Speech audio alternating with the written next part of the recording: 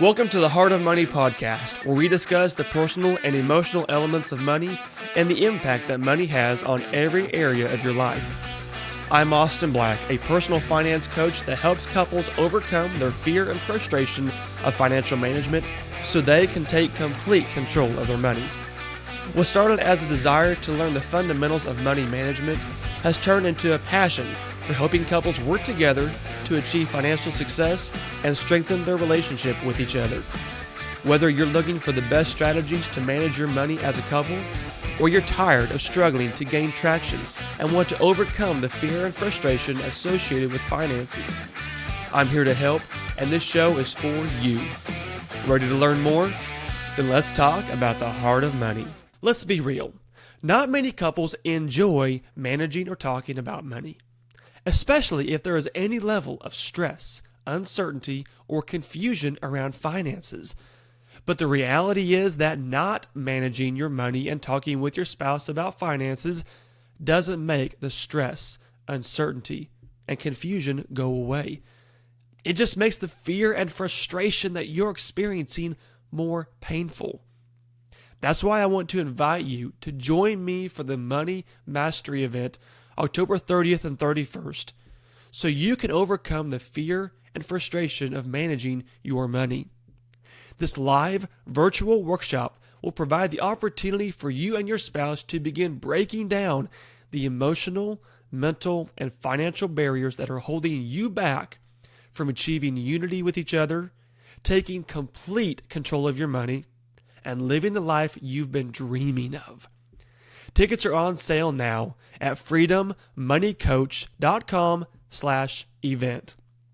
So make plans to join me for the virtual Money Mastery event October 30th and 31st by getting your ticket today at freedommoneycoach.com/event. That's freedommoneycoach.com/event. Hey folks, welcome back to the Heart of Money. I'm your host, Austin Black. This is episode 109, and I'm joined by my amazing co-host who keeps me on my toes and never knowing what he's going to say or how I'm going to respond, the one and only Mr. Bob Wessler. It's a good thing you're sitting down. Yeah, it is. I'm too tired to stand right now. The crowd goes wild. Oh. Studio audience is raving right now that Bob is in the room. We need sound bites. We really need to add sound bites. You know, like those 40s, the 30s and 40s, the whoopee cushion and the clap thing. Like that. And, Yep. Fanfare. Yes. Well, folks, if you missed last episode, pause, go back and listen to listen to all of it. You're going to enjoy all of it. Not just one segment, but all of it. And then come back and listen to this episode. But if you did listen to the last episode, you know that we are talking about the 3 answers that you need to ask questions for. What? The 3 questions you need answers to. Maybe? Yes, that sounds better. Okay. Okay. I'll go with that. Yes. Let's The 3 questions that you need to be able to answer, because Bob has a hard time sometimes. Yes. What? Is this thing on? Okay. So the 3 questions are, number 1, how much money do you make in a year's time from all income, from all jobs, every single dollar accounted for? How much are you bringing home to the table? Question number 2, how much of that money, then, do you spend? In a day's time, in a week's time, in a month's time, in a quarter's time, in a year's time, over a lifetime, maybe. Not how much money do you think you spend. How much money do you actually spend, accounting for, again, every single dollar? And the 3rd question, Bob, take it away. How much do you owe? How much debt do you have? Oh my, do you have any idea? And if you didn't know before the episode, you're going to think long and hard by the end of the episode so it doesn't catch you off guard when we start putting all these pieces together. Exactly. So those are the three questions you have to be able to provide an answer to if you want to begin gaining traction with your money, with your finances in any area of life.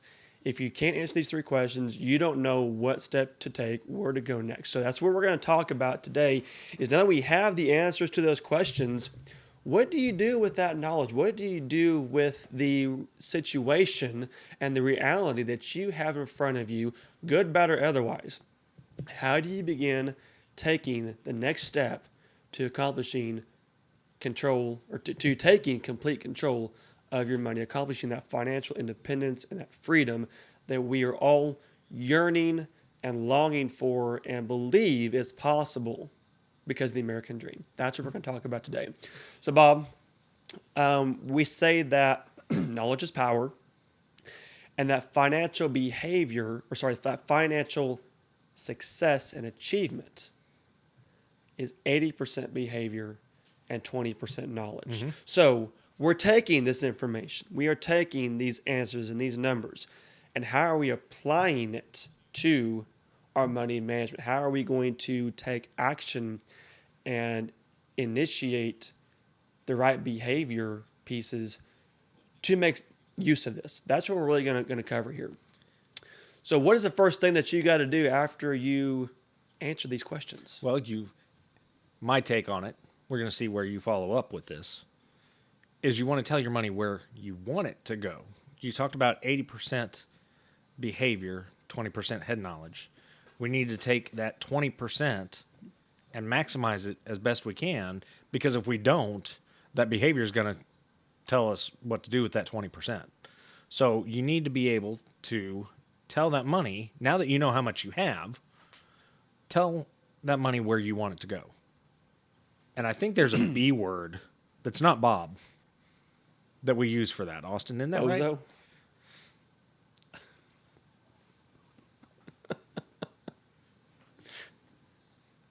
I'm just going to let that hang there for a second. Let that budget. You know, we never talk about budgets ever. Is that in the dictionary? It's English. If you didn't get What that does it reference, mean? go back to the last episode, and we've got puzzle pieces, we've got English, we've got a boy named Sue. Betty. Yes. So anyway, that budget. What does that budget do for us? And that word strikes fear into some people. So we also call it a spending plan. It's the exact same thing. Bob and I like to use the word budget. If you're scared of the B word, you can say spending plan. It's the exact same thing. Yes, you have to take control by telling your money where to go versus wondering where it went, as Dave always says. And the reality of that is whenever you begin to budget, whenever you begin to allocate, whenever you begin to tell your money where to go, all of a sudden you begin to be the one in charge.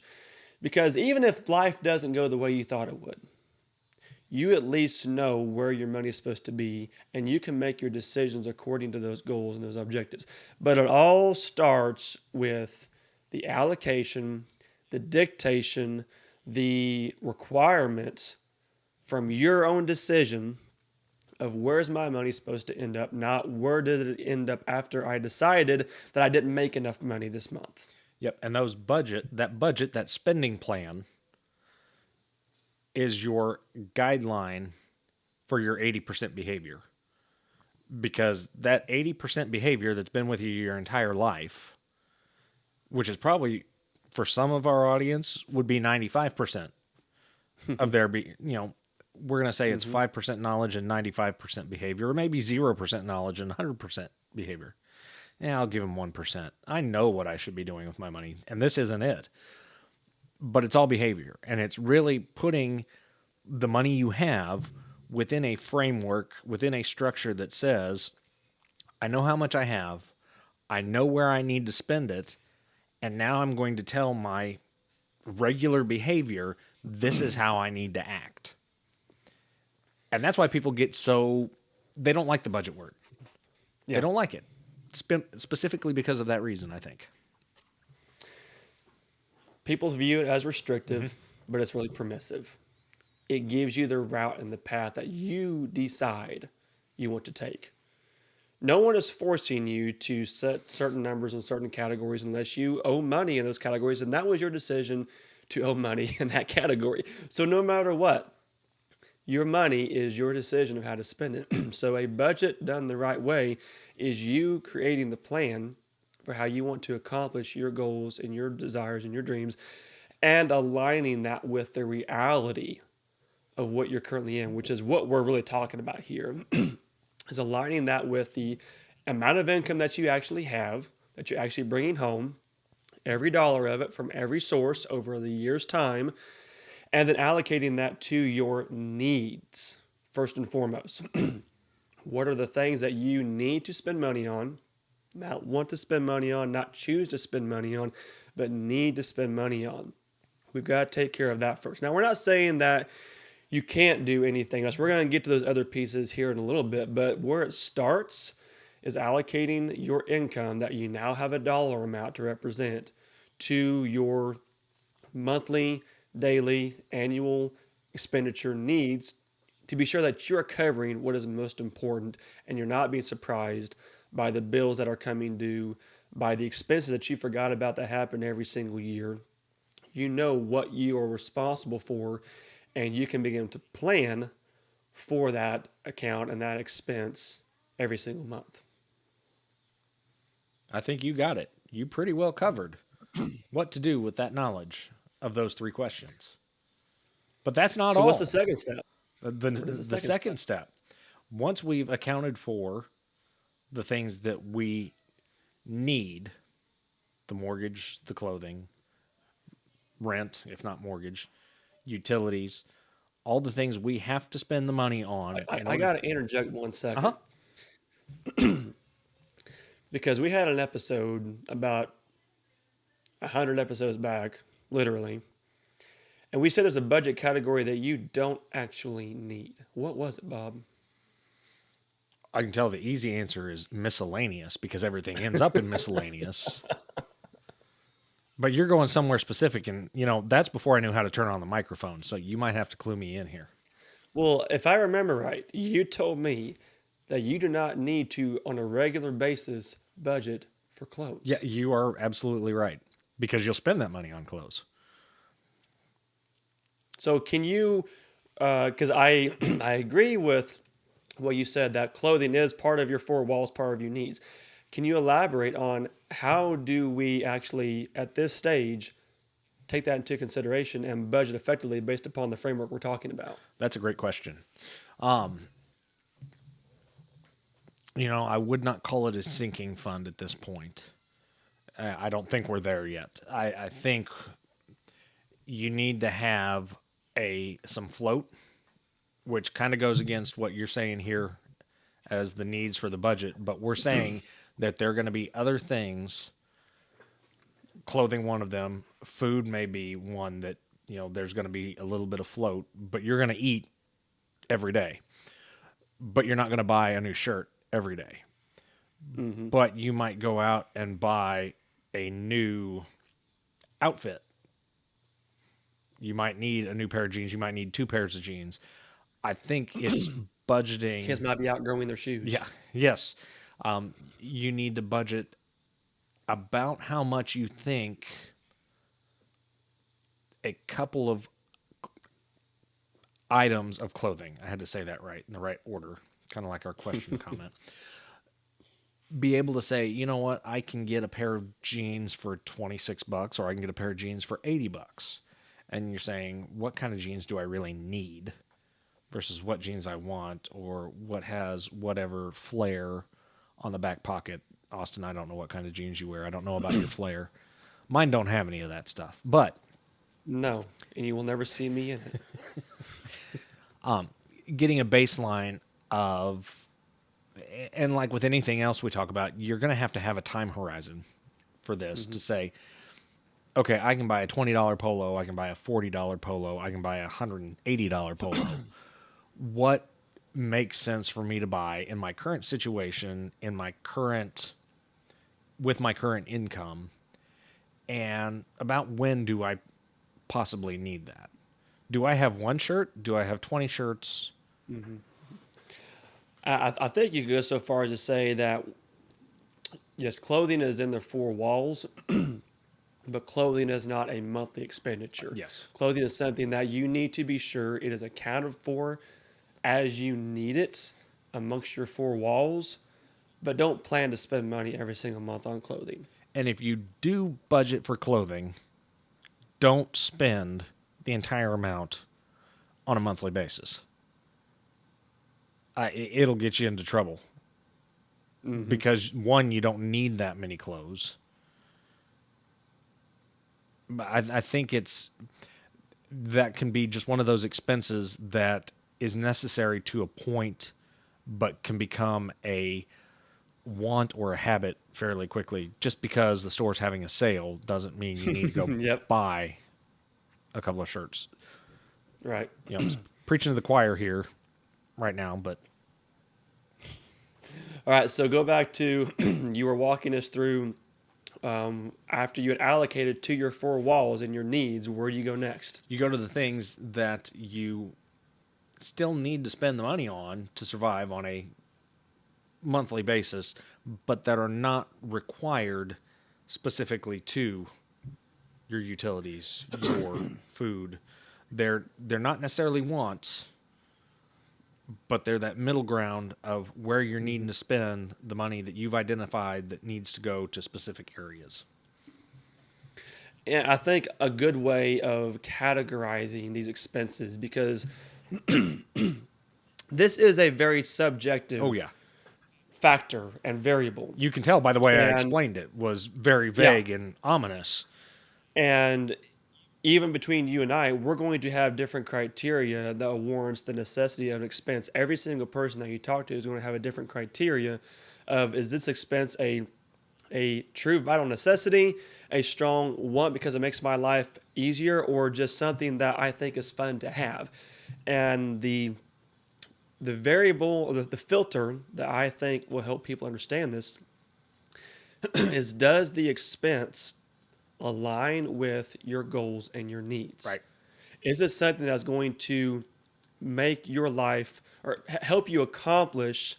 And we're not talking about long term retirement goals here. We're talking about is this going to be an expense that aligns with how you want to manage your money and live your life on a monthly, regular basis? I can say there's things that I do not need to buy that Bob you need in your monthly budget, and vice versa.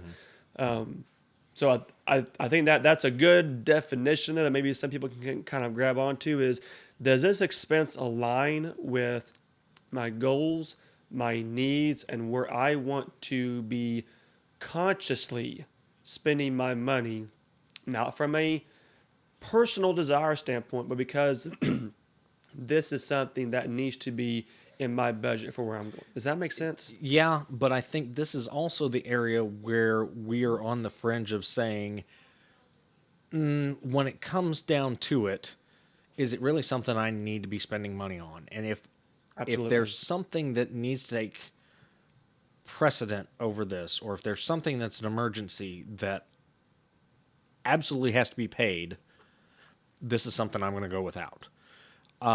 There is a lot of gray area here from the standpoint of how personal it is. It is up to each individual's behavior, and as a couple, when you work through this with your spouse on your spouse is not going to agree with you on some of these things on what you're spending money on. And that's really where things get rocky is saying, do we really need to spend this much, or do we need to spend this much, or should we not spend any? And I don't like you, and we're done here, and we'll be back in 2 weeks. Yeah. Or we'll be back in a month and go, you know what? We really thought about it. And yeah, you're right. We don't need any of that stuff. But soapbox tirade, whatever you want to call that thing.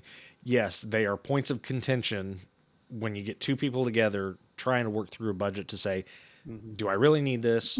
No, but it's something that I really enjoy, and that's where I want. And so there's some give and take here, but it's also something when push comes to shove, probably is going to get shoved. Yep. And I think the easiest way to start that process, you throw out what's an obvious no. Yeah, yeah. What is an obvious expense that we do not need? It is a luxury. It is the, pure want. It is something that is fun. Um, and I think this is where, Bob, where you and I like to challenge people in why do you have that? And is that something that you will miss, that will, be a negative impact upon everyday life? Just case in point, some subscriptions are very beneficial, very efficient, and very good use of money. Others are a complete luxury that you will not miss if you stop doing it. Or you So already miss them. advertising, You already miss them. You forgot that you have them, and you're still getting charged $6.99, exactly, $12.99, $199.99. right. You should know that $199.99. But if it should hit you between the eyes if you forgot about that one. So it's process of Yeah. elimination, honestly, and what's an obvious out? What can we both agree that we do not need? And then to go to that kind of second phase of what is an alignment? What can we agree to disagree upon? What can we say we can wait on this? And what are the expenses that aren't a necessity, but we still feel like they play an important role in where we want to go and how we're going to get there? Yeah, because as I move to our next point, unless you want to hit anything else on this, Go the for it. idea of what do I want to spend my money on versus what did I already spend my money on that I shouldn't have, that I now owe on, plus Hmm. interest, that I need to put that money instead of buying more of to go ahead and get that debt knocked out. Yeah.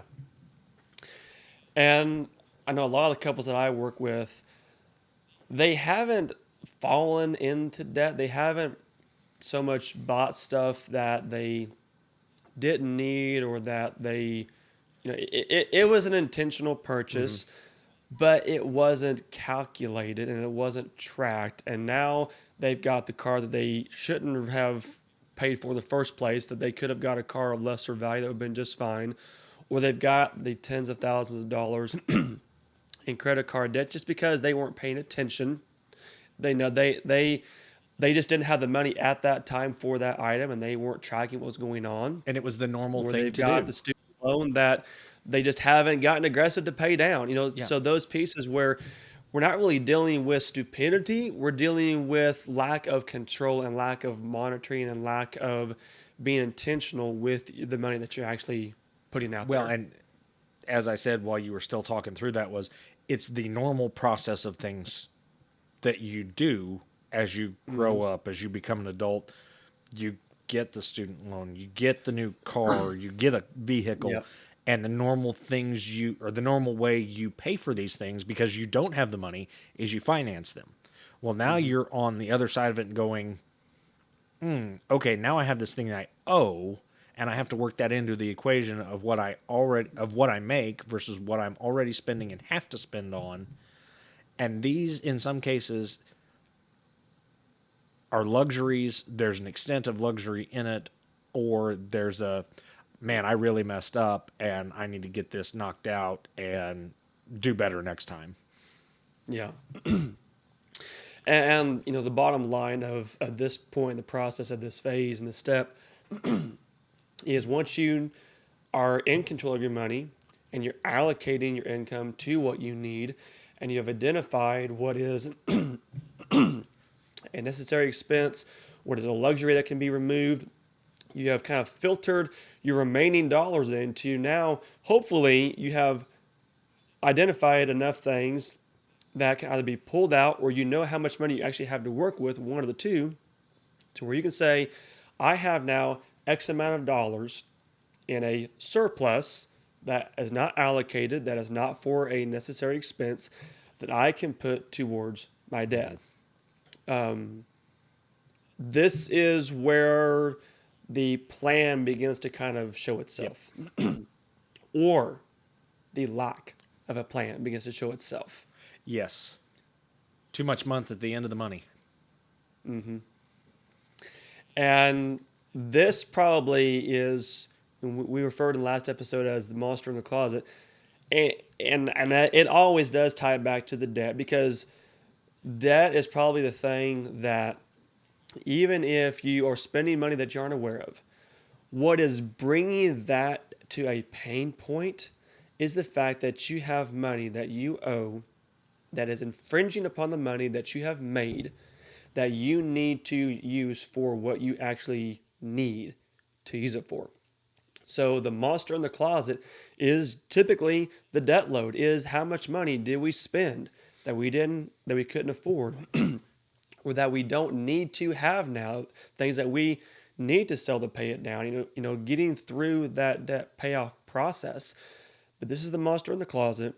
This is what's got to be identified, because this 9 times out of 10 is what is holding you back from achieving your goal, from being in true control of your money, from being able to achieve financial independence, financial security, financial freedom, confidence, all the things that we're searching for with our money management.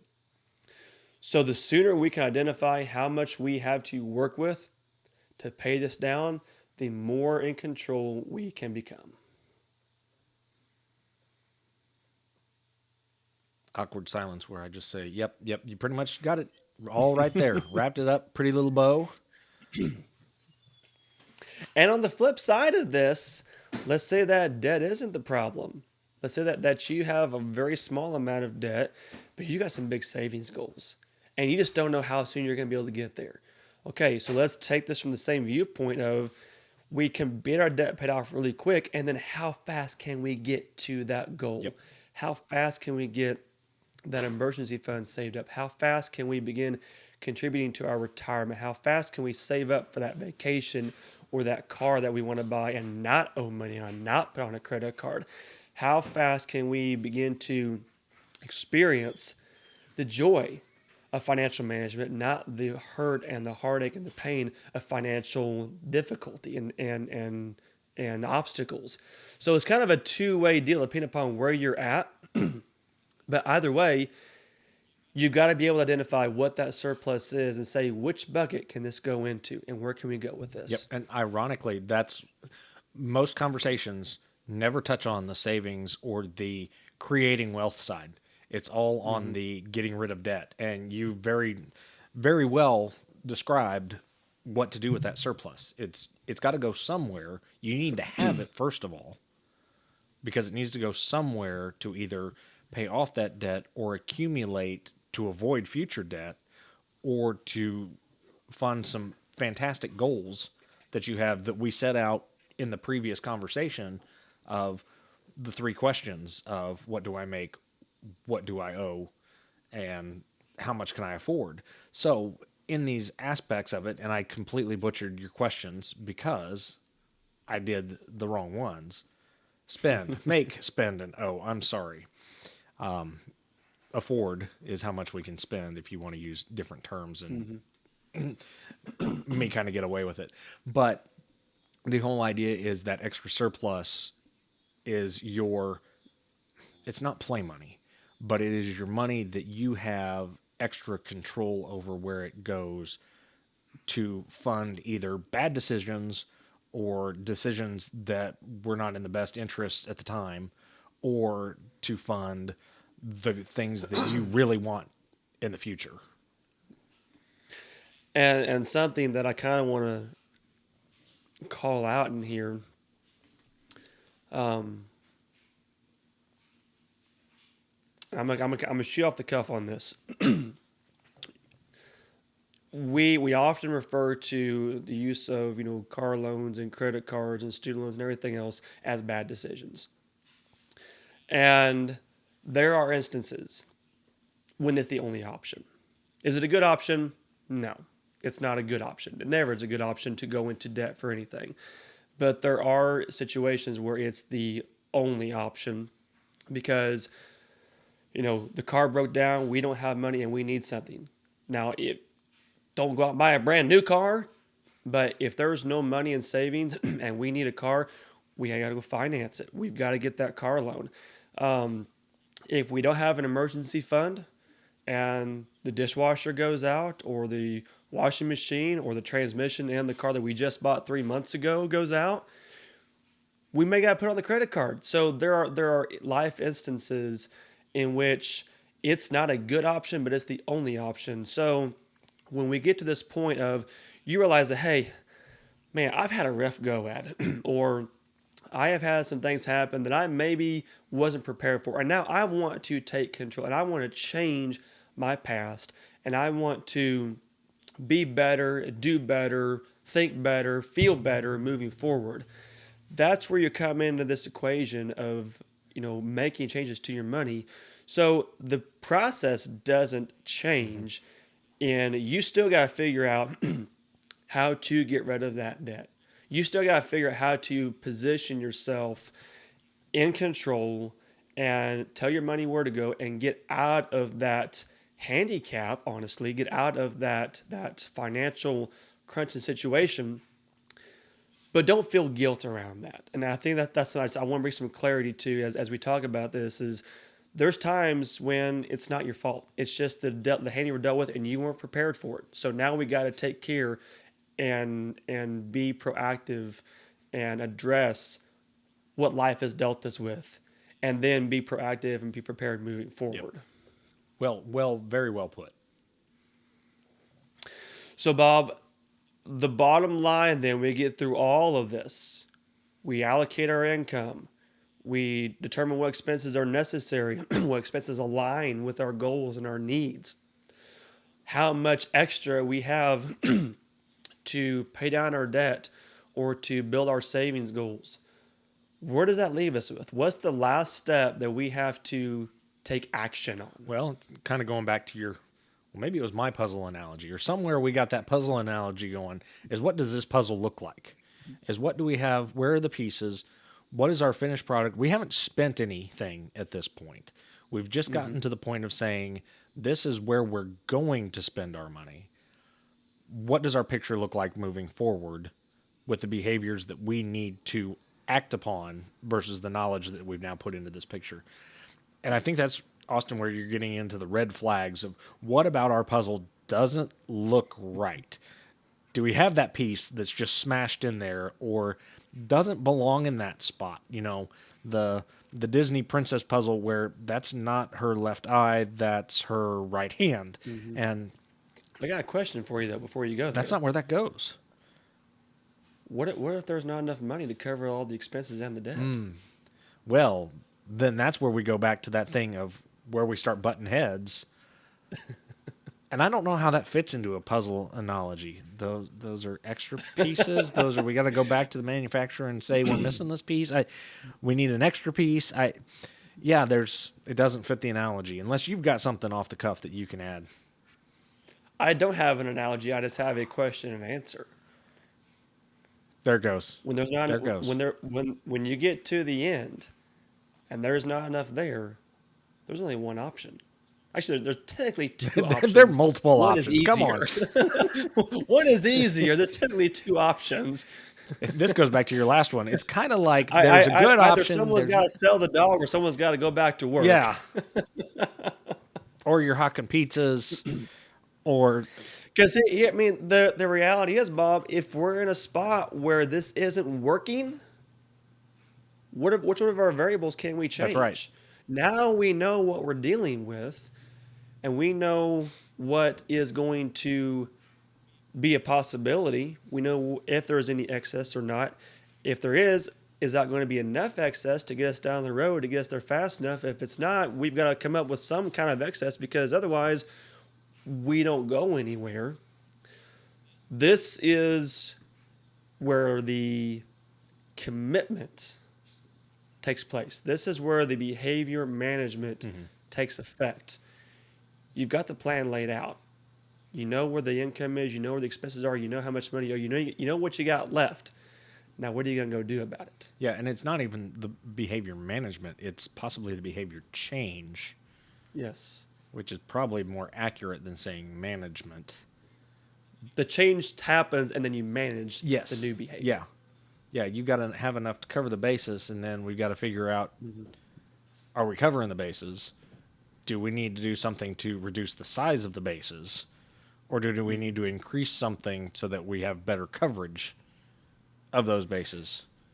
And I think people get nervous. Going back to what we said at the very beginning of the last episode, they don't know where to start because they don't know the situation they're in. That's why we're answering these questions. But what really scares them is, what's this going to mean for me in the future? Yeah, how am I going to have to behave differently? Yeah. I like those Is monsters this in as the bad as I closet. thought it was? Or am I just not as good as I thought I was? Which is actually the one that's messing up here? Is my money or is it me? That's the question that we got to answer at this point.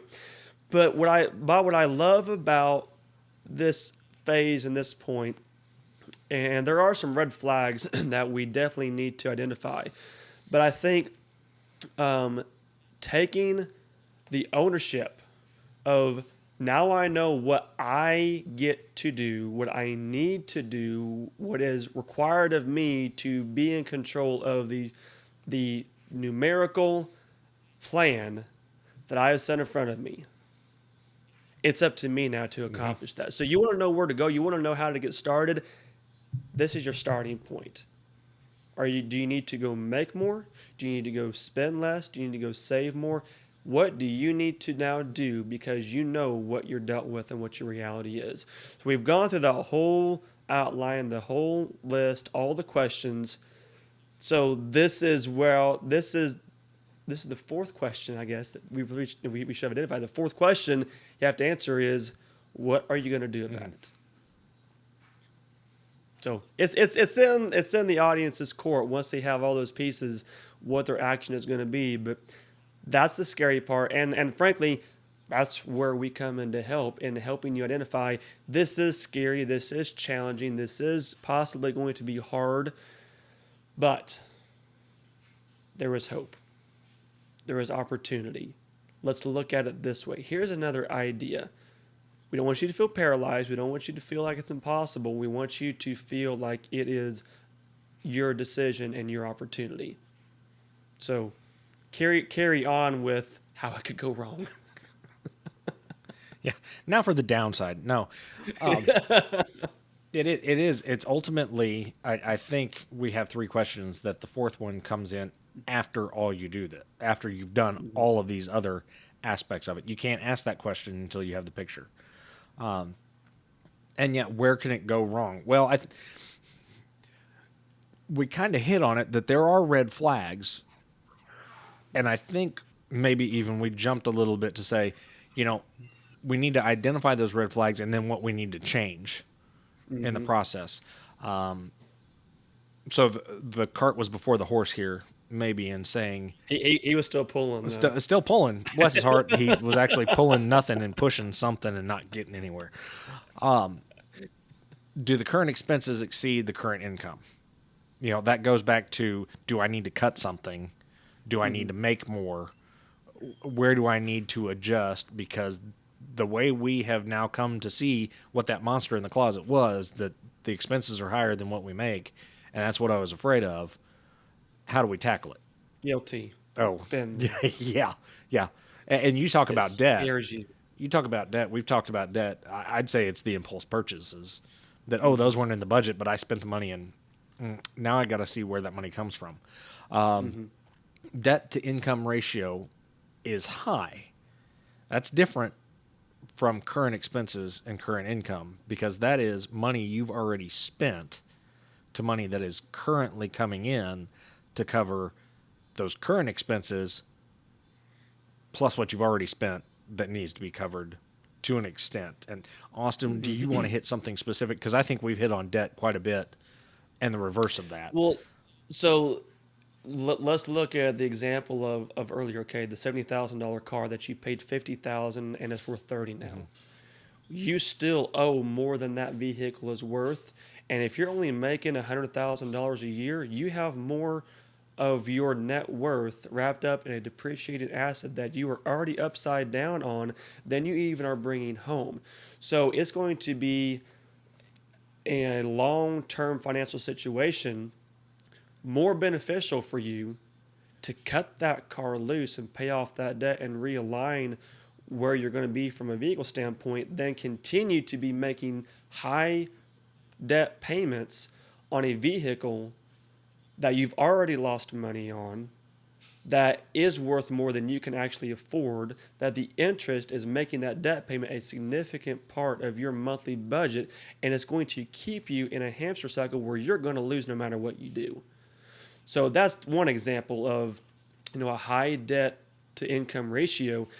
If your debt is tied to, I won't even call them assets, tied to things that are going to inhibit your ability to obtain financial independence because of the financial liability that is imposing upon you due to your income, you're not going to get out of that.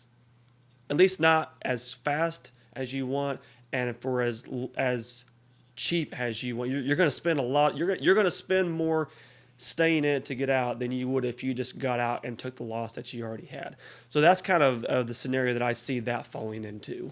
Yeah, and that's going to be on a secured debt versus an unsecured debt, which is going to be another aspect. I'm thinking of all the different scenarios that could be there. You're making 100 versus making 50, and somebody was dumb enough to put you in a position where you didn't make enough to cover that debt, or you've had a life circumstance happen that you're still holding on to that vehicle, but your circumstances have changed, that the income doesn't match, and you've got to make a drastic change in order to get above water. It's not even staying above water. It's getting to where you can get a way out of it from where you made that decision a couple of years ago to where you are now. And it's a rebalancing, if you will. And how do we right these things? Because I knew there were monsters, and you always want it to be something where somebody says, that's not as bad as I thought it was. But you're also going to have the converse of that and say, man, this is really bad. And that's really where, in either case, a coach really comes in to help. But it ultimately comes down to the individual that has to make the decision, because we guide, but we're not going to tell you, hey, this is what you have to do. We might strongly suggest it, really strongly suggest it, but that's your decision, not At ours. least walk you through the process so that you understand why we strongly suggest it. Hey, I'm not gonna, like I said, I'm not gonna tell you what to do, but let's look at this, and you take the responsibility for whatever you decide based upon what we talk about today. Yeah. And I see this happening more so in the higher income couples that I work with. If you're making over six figures, there is a lifestyle expectation that a lot of of couples fall into when they make enough money that whether they feel that they can afford it or they want to have that vehicle or that house or go on those trips, whatever the case is, math is math no matter how much you make. And whenever you make more money, you feel like there's more money to spend. But if you're not managing your money any better than someone who's making 50,000, you're not going to have any better luck. And I see more times than not the high dollar cars, the high balance credit cards, the expensive houses, all those things that really add up. I see that happening more. I'm not going to say it's a hard rule, but I see it happening more often with the higher income couples that I work with because they just feel like the money is there. And that's where I feel like this debt to income ratio can get altered, because you may have 150 or $180,000 in household income, but you got $500,000 in debt between your house and your cars and your credit cards and all the things that you're buying because you feel like you make that much money, and yet yet you owe three times what your income is. That doesn't pencil out no matter how long you work at it. So that's the big thing. If if you don't make as much, you don't have that much to put towards it. So you're a little different category. We've said before that the problem doesn't change, just the scale. So this is the scaling that I see a lot of times in we've got the money invested. I say invested. We've got the money spent on things that cater to our lifestyle, our perceived income, our perceived ability to pay for it. But the reality is we can't afford it either. Yeah. Again, back to those fringe things that need to go in this case. So what is we kind of keep hitting on this without even hitting on it. What's that last red flag that um, could make us take a step back and go, okay, what needs to drastically change? This one is a projected debt payoff takes more than 3 years to accomplish. Now, this excludes the house, but Austin walked me through this. Takes more than 3 years to pay off all debt, excluding the house. And we're looking at that, and again, we're coming at the same questions or the same type of scenarios. Again, there's more money here than what we have, and we've got to get this chiseled down and paid off. Well, I see there's usually two different scenarios that this can be a red flag. And either one, your projections are off. And that's the red flag is you're not getting serious enough about this. And according to what you have figured out, it's going to take you 5 years to pay off your student loans and your credit card and your car loan, even though you're making $100,000 a year. So you're not actually projecting accurately. You're giving yourself too much grace and not enough credit.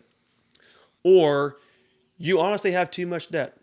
Back to the debt to income ratio.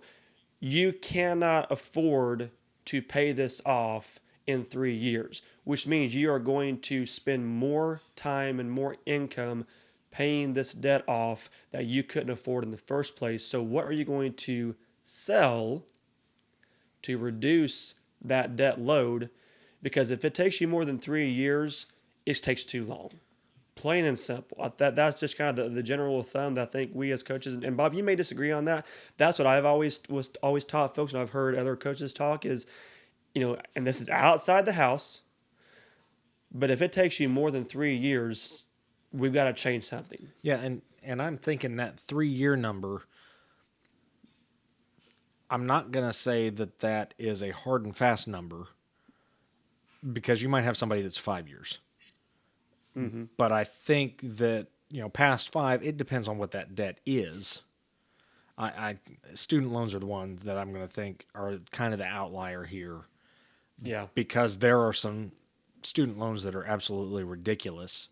That, hey, if I can knock everything else out in 3 years, but that student loan is going to take me 5, that's good from the standpoint of you can knock everything else out, and then all that money is now going to pay off that student loan that you can hit it in 5. I think that you have to have a time period or a time frame of some sort because otherwise it's insurmountable. And that time period also gives you a stake in the ground to say, this is what I need to do. These are what I need to do logistically in order to meet those time frames, in order to get this done so that it's not hanging over my head for another 10 years or another 20 years, or so I don't keep making the same mistakes or I keep with the same spending habits that I currently have. Yep. Right on. Well said. Usually there's two reactions to the end result. After we walk people through these 3 questions, after we find this plan, there's usually 2 reactions. Either 1, we can do this, or 2, what's got to change to make this happen? Those are usually where we end up in the camp, and especially as we are doing a deep dive with clients on what is your income, what are your expenses, what is your debt, what is a realistic projection. Those are the 2 results that I usually end up with. Either, hey guys, if you just get serious about this, you can pay this off in 2 years. You can pay this off in 18 months, whatever the case is.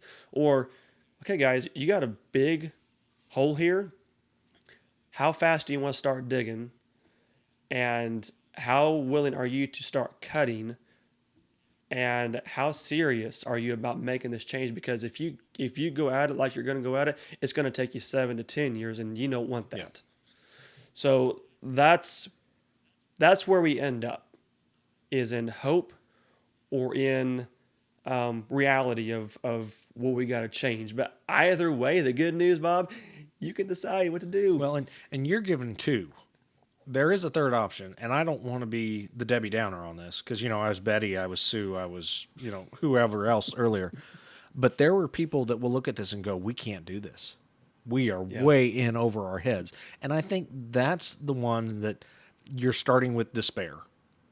Mm-hmm. But I think that's especially where a coach can come in and be some moral support and some guidance and some encouragement. Because even if you start with, oh my gosh, this monster, it's bad, it's ugly, and I don't know how it fit in that closet, but it's bolder than the hinges. Yeah. But getting somebody from the position of we can't do it to what do we do, that takes some time. Yes. And yes. And trust. Yes. I don't think any amount of time will fix it unless you trust yourself, trust your spouse, trust your coach, and trust the process. And knowing that something has to change. Yes. There is a lot of hope that is instilled whenever you trust in something. You may not know how, you may not know when, you may not know what it's going to take, but you have this slight glimpse of, okay, if they say it's possible, it may not be easy, but if they say it's possible, we're going to go for it. And that action right there gives you the first step to success. Mm-hmm. Absolutely. So there we have it, folks. The 3.5, maybe 4 questions. You can't call that a half you need question. to answer. It's a 3 and a bonus. A 3 and a bonus. There we go. The 3 questions that you need to answer, and then the 4th question that will answer after those 3 questions. The extra. The surplus that you need in your life. That's what it takes. That's where it starts. And if you don't know where to get started, start there. Once you get to that point, does it get easy? No. It usually doesn't get easy. But you at least know the direction. You have clarity. You have purpose. You have motivation. And if you work with a coach, you have someone that will carry you to the trenches, will push you and encourage you and be the outside perspective looking in to help you make those hard decisions and keep you responsible and accountable and help you succeed faster than you could if you did it on your own. That's what we're here to do. That's what we love. That's why we serve people. Bob, anything else that we want to share tonight in what this does for people? No, I think you've covered it. I think the one thing you said that it's not easy, it gets easier. It could get harder. It can get real hard. But I think you trust the process, you trust the coach, you work through things, and in time it does get easier. Yep. No matter where you start from, you're looking uphill, but it gets better. Yep. Definitely. Well, friends, thank you so much for tuning in, for being a part of the conversation. We're excited to continue these, what we hope is value-packed conversations and episodes coming to you in this season. And Bob, I'm having fun. Are you having fun? I am. I'm trying to load up these softballs for you, and then trying to take a few of yours, and we'll work out some of these plays, and some of our audience will go, where are they going with this? And, eventually they'll catch on, or will catch on, or, again, hopefully it is beneficial, valuable, insightful, gives our listeners something to think about with a little bit different perspective, or even if they've heard it before, go, yeah, they kind of have a point, or I completely disagree, and they can disagree. Yeah. Doesn't mean they're right. They'll be wrong, but they can disagree. Yeah. As Dave says, you can say no, but you're wrong. Well, folks, hope that you are inspired, motivated, encouraged, challenged, and above all, ready to come back again for the next episode on The Heart of Money. We'll see you all then.